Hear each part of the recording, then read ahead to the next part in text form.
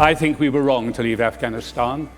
I think we were wrong morally, but we were also wrong practically. And I find that morally incomprehensible. It's also, I think, strategically very stupid. What does America and her allies leaving Afghanistan actually mean for their prestige and their own security? This isn't so much about the US withdrawal, it's about the messaging. It's about making a people dependent on you, and for 20 years saying to them, come with us. This is Project Afghanistan. Stick your neck out. And people came out on a whim. They were financed, they were inspired, they were sheltered, they were funded, and then ultimately they were abandoned by the very democratic process which was supposed to protect them.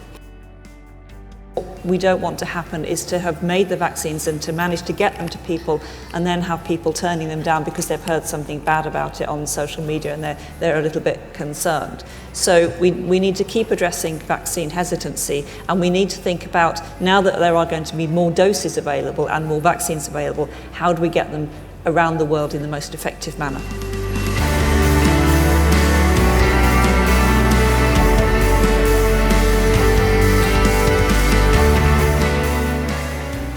I think we have understood just how good women are as leaders as a result of the COVID pandemic. But the evidence from the pandemic has really been dramatic at how much more successful, on average, not all of them, but how much more successful on average female leaders have been at saving lives in this pandemic. The pandemic has shown us the extraordinary success of corporate capitalism. So we've been through a period where people have become rather anti-capitalist, anti-corporates, anti-big companies, etc. But look at what has happened for the last 18 months. The entire world shut down. And you were short of loo paper for about 10 minutes. That was it. That was it. If we build on what we've achieved in the last year and a half, which, as Martin said, we can be just as productive, if not more so, working from home, working flexibly, working the hours that suit us rather than, a strict 9 to 5. We can bring so many more people into the labour force who couldn't be there before.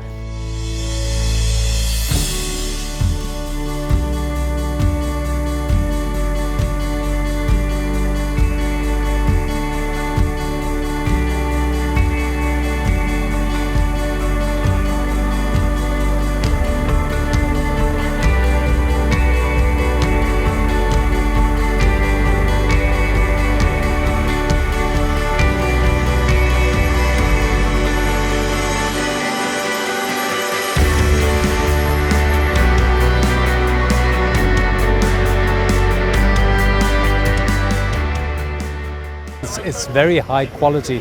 There is no other Fleet Street newspaper capable of putting on such a good show. And so yes, if you say it's a high quality FT event, yes, because the FT, in my opinion, is the best newspaper, the only newspaper left on Fleet Street.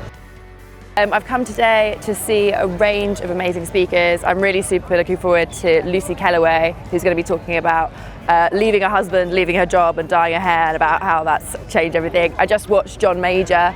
I never thought I'd agree so much with a Tory PM, but that was actually amazing.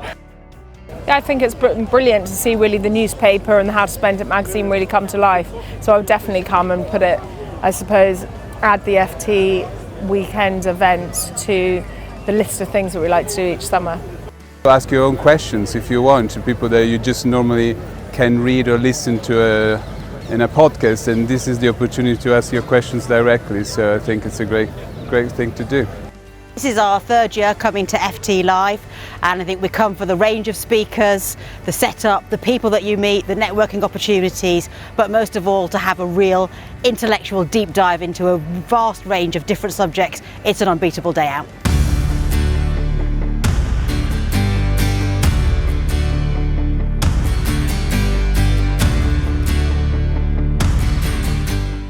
This earth that we love is in grave danger because of us.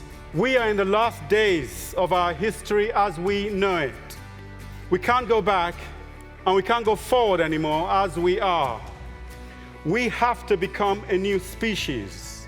Our love must save the world. Thank you.